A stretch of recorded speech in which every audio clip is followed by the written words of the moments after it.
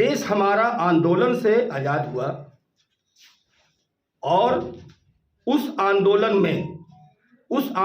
में अगर कोई भी भाजपा या आरएसएस के लोग अगर होते उस आंदोलन में, इस देश की आज़ादी में, तो उनको इस देश का दर्द होता।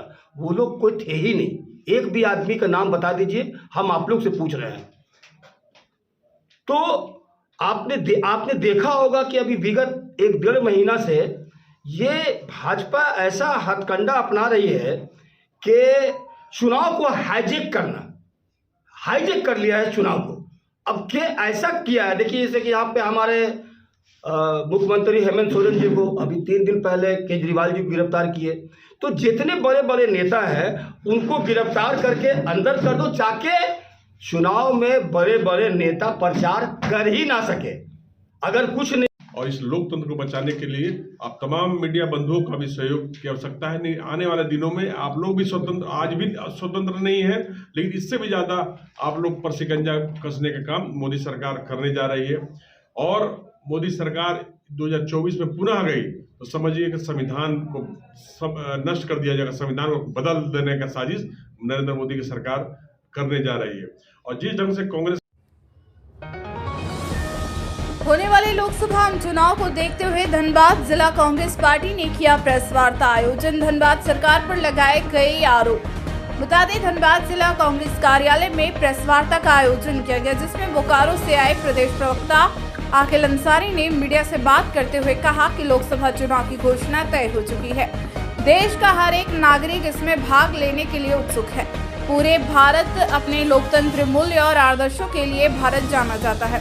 किसी भी लोकतंत्र के लिए निष्पक्ष चुनाव अनिवार्य है, पर यह सत्ताधारी दल द्वारा एक खतरनाक खेल खेला गया है। इसके दूरगामी प्रभाव होगा। साथ ही कहा कि जिस तरह कांग्रेस पार्टी के बैंक खातों पर हमला हुआ है और यह कोशिश की जा रही है कि फाइनेंशियली कांग्रेस पार्टी को पंगु बना दिया जाए। यह केवल कांग्रेस पार्टी के खातों पर नरेंद्र मोदी सरकार का हमला नहीं है, बल्कि भारत के लोकतंत्र पर हमला है।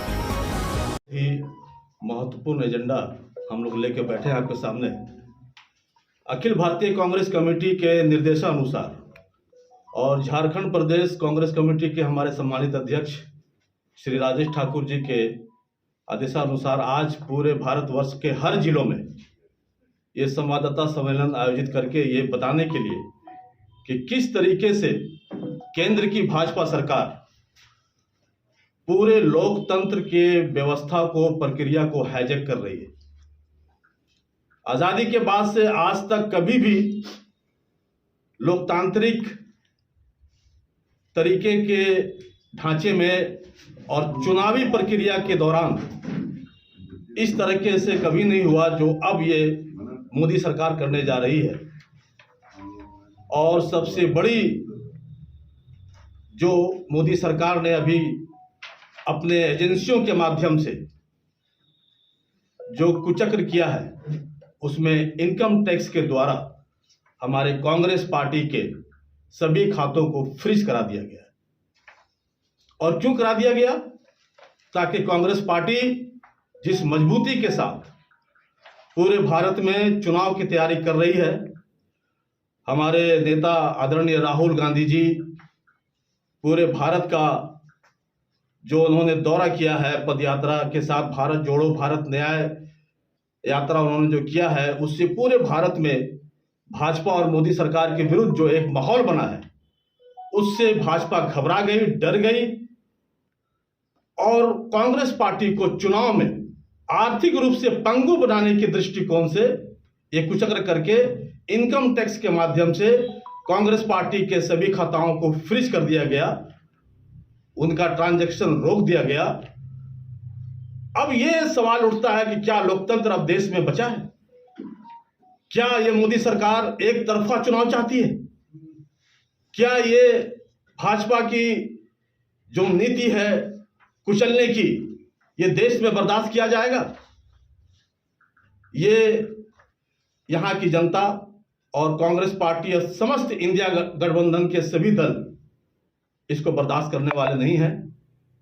इसलिए आज हम लोग प्रेस कॉन्फ्रेंस के माध्यम से जनता तक ये आवाज पहुंचाना चाहते हैं कि ये तानाशाही रवैया का एक अंतिम सीमा मोदी सरकार ने लांघने की कोशिश की है।